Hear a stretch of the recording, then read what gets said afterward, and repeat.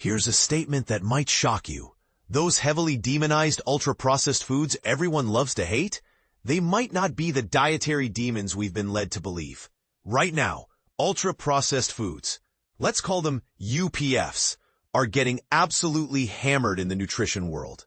These manufactured products, ranging from your favorite potato chips and microwave dinners to sodas and packaged treats, are being blamed for everything from rising dementia rates to the obesity crisis and even an alleged epidemic of food addiction.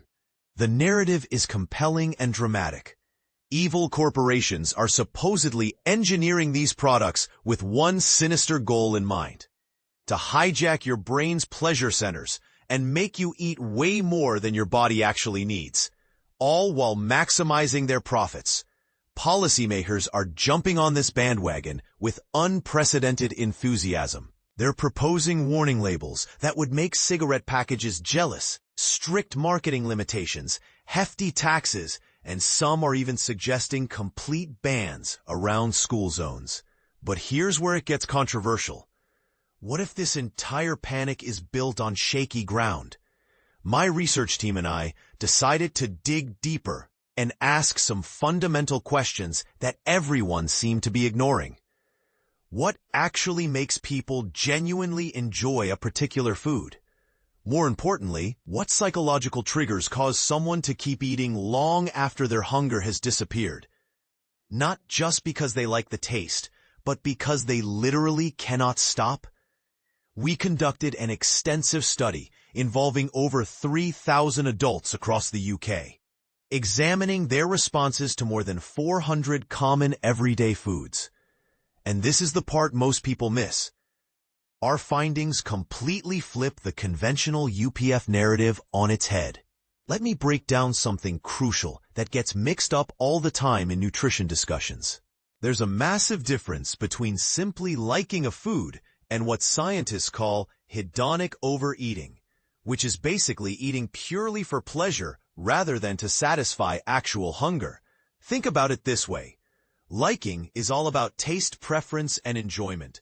Hedonic overeating, however, is that unstoppable urge to keep munching because the food makes you feel good, even when you're already full. While these two concepts are definitely connected, they're not the same thing at all. Here's a perfect example. Plenty of people genuinely enjoy a warm bowl of oatmeal, but you'll rarely find someone binge-eating their way through multiple bowls. On the flip side, chocolate bars, cookies, and ice cream consistently rank at the top of both the foods I love and foods I can't stop eating lists. Our research methodology was pretty straightforward, but comprehensive. We ran 3 major online studies where participants looked at photographs of unbranded food portions. Think standard serving sizes you'd recognize from any typical grocery store, and rated them on 2 key metrics: how much they liked each food and how likely they'd be to overeat it. We're talking about a massive variety here. Baked potatoes, fresh apples, instant noodles, homemade cottage pie, custard cream biscuits. Over 400 different items that would fill a typical UK shopping cart. Then came the interesting part. We compared all these responses against 3 critical factors: the actual nutritional breakdown of each food, fat content, sugar levels, fiber amounts, and overall energy density. Their official classification under the widely used NOVA system, which is essentially a food categorization method that groups items based on how extensively they've been processed and why, and, perhaps most importantly, how people perceived these foods in their minds, whether they viewed them as sweet, fatty, processed, healthy, and so on. Now, some of our results were pretty predictable. People tended to like foods they ate regularly, and calorie-packed options were more likely to trigger overeating behaviors. But here's where our research gets really fascinating and potentially controversial. The most eye-opening discovery came from understanding just how powerful people's beliefs and perceptions really are. Yes, the actual nutrient content absolutely mattered, participants consistently rated high-fat, high-carbohydrate combinations as more enjoyable, while low-fiber, high-calorie foods scored higher on the bingeability scale. But, and this is huge, what people believed about the food played an equally important role in their eating behaviors. Here's the mind-bending part. When someone perceived a food as sweet, fatty, or highly processed, their likelihood of overeating increased dramatically, regardless of what was actually in the food from a nutritional standpoint. Meanwhile, foods that people believed were bitter or high in fiber had the completely opposite effect. People were naturally less likely to overconsume them, even if the nutritional reality didn't match their perception. In one particular survey, we achieved something remarkable.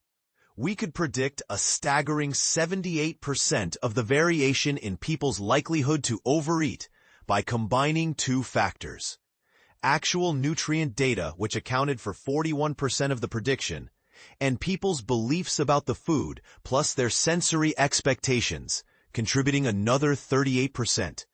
Let that sink in for a moment. In other words, how we think about food influences how we eat it just as much as, if not more than, what's actually contained within it. This brings us to the elephant in the room: ultra-processed foods themselves. Despite all the intense media scrutiny, scientific debate, and public health campaigns, here's what might surprise you.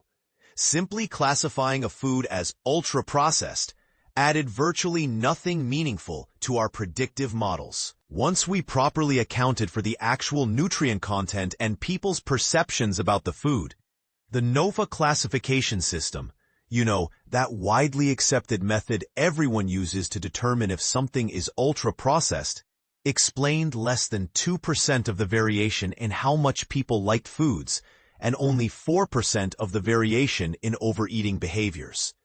Now, before you think I'm suggesting that all UPFs are perfectly harmless, let me be clear. That's not what I'm saying at all. Many ultra-processed products are indeed loaded with calories, stripped of fiber, and engineered to be incredibly easy to overconsume. The problem is that the UPF label itself is an incredibly blunt instrument for making dietary decisions. It lumps together sugary soft drinks, which are genuinely problematic, with fortified breakfast cereals, protein bars, and plant-based meat alternatives that might actually serve beneficial purposes. Some of these products may indeed pose health risks, but others can be genuinely helpful tools, especially for elderly individuals struggling with poor appetites, people managing restrictive diets due to medical conditions, or busy individuals seeking convenient but nutritious options. Here's where I might ruffle some feathers. The blanket message that all UPFs are evil oversimplifies what is actually a very complex issue. Real people don't make eating decisions based solely on food processing labels. They eat based on how something tastes, how it makes them feel emotionally and physically, and how well it fits with their personal health goals, social situations, and emotional needs. Relying exclusively on UPF labels to shape public health policy could actually backfire in significant ways. Warning labels might inadvertently steer people away from foods that could actually benefit them, like whole grain cereals or fortified plant-based alternatives, while potentially creating massive confusion about what's genuinely unhealthy versus what's just been processed. Instead of this all-or-nothing approach, we recommend a much more nuanced, personalized strategy. First, let's boost food literacy across the board. Help people understand what actually makes food satisfying on a psychological level, what triggers their personal cravings, and most importantly, how to recognize their individual warning signs for overeating behaviors. Second, let's reformulate products with genuine intention behind the changes. This means designing food products that are both enjoyable and naturally filling, rather than continuing to rely on either bland diet versions that nobody wants to eat or ultra-palatable snacks engineered purely for overconsumption. Third, we need to address the deeper motivations behind why people eat. Humans don't eat solely because of hunger. We eat for comfort during stress, for social connection with others, and simply for pleasure and enjoyment. Supporting people in developing alternative habits while still maximizing food enjoyment could significantly reduce dependence on lower quality options. Let me be absolutely clear about something. It's definitely not just about the level of processing involved. Some ultra-processed foods absolutely deserve our concern and scrutiny. They're often calorie-dense, aggressively marketed through sophisticated advertising campaigns, and frequently sold in oversized portions that encourage overconsumption. But they're not the smoking gun that will solve all our dietary problems. Labeling entire categories of food as inherently bad, based purely on their level of processing, completely misses the incredible complexity of human eating behavior. What actually drives us to eat, and more importantly, to overeat, is complicated, multifaceted, and deeply personal. But it's not beyond our understanding. We now have access to comprehensive data and sophisticated behavioral models that can help us unpack these motivations and genuinely support people in building healthier, more satisfying, and sustainable eating patterns. Ultimately, the nutritional composition and sensory characteristics of food, combined with how we perceive and think about them, matter far more than whether something happened to come out of a factory package. If we're serious about encouraging better eating habits across society, it's time to stop demonizing entire food groups and start focusing on the fascinating psychology behind our individual choices. So here's my controversial question for you. Are we waging war against the wrong enemy? Instead of vilifying processed foods, should we be teaching people to understand their own eating psychology? What do you think? Is the processing panic justified, or are we missing the real story about why we eat the way we do? I'd love to hear whether you agree or completely disagree with this perspective in the comments below.